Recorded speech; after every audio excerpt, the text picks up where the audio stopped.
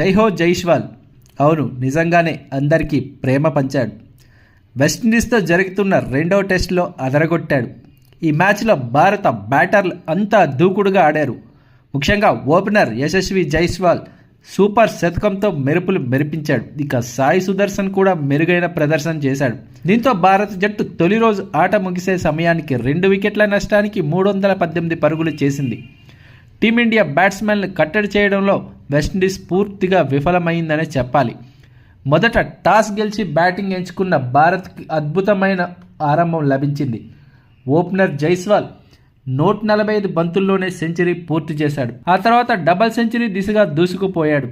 ఇప్పటికే 173 పరుగులతో అజేయంగా క్రీజ్లో ఉన్నాడు. టెస్ట్ కెరీర్లో యశస్వి జైస్వాల్కు ఇది 7వ టెస్ట్లో తొలి రోజు 3వ సెషన్లో జైస్వాల్ 150కి పైగా స్కోర్ చేశాడు. తొలి రోజే ఇలా 150కి పైగా పరుగులు నమోదు చేయడం టెస్టుల్లో జైస్వాల్కి ఇది రెండోసారి.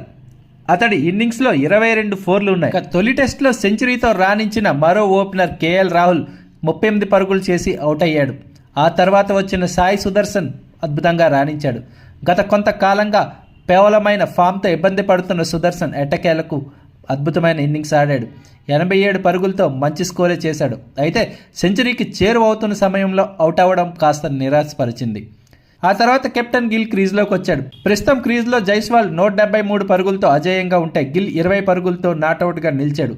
సో ప్రస్తుతం భారత బ్యాట్స్మెన్ ఫామ్ చూసినా, ఇంకా బ్యాటింగ్ చేయవలసిన వారి పరిస్థితి చూసినా ఖచ్చితంగా ఈ టెస్ట్లో తొలి ఇన్నింగ్స్లో భారీ స్కోర్ చేసే అవకాశం. రెండో టెస్ట్ తొలి రోజులో విండీస్ బౌలర్లు ఏమాత్రం భారత బ్యాటర్లను ఇబ్బంది పెట్టలేకపోయారు. వికెట్లు తీయడంలో చాలా ఇబ్బంది పడ్డారు. తొలి రోజు వచ్చిన 2 వికెట్లు కూడా స్పిన్నర్ వారికన్ తీసినవే.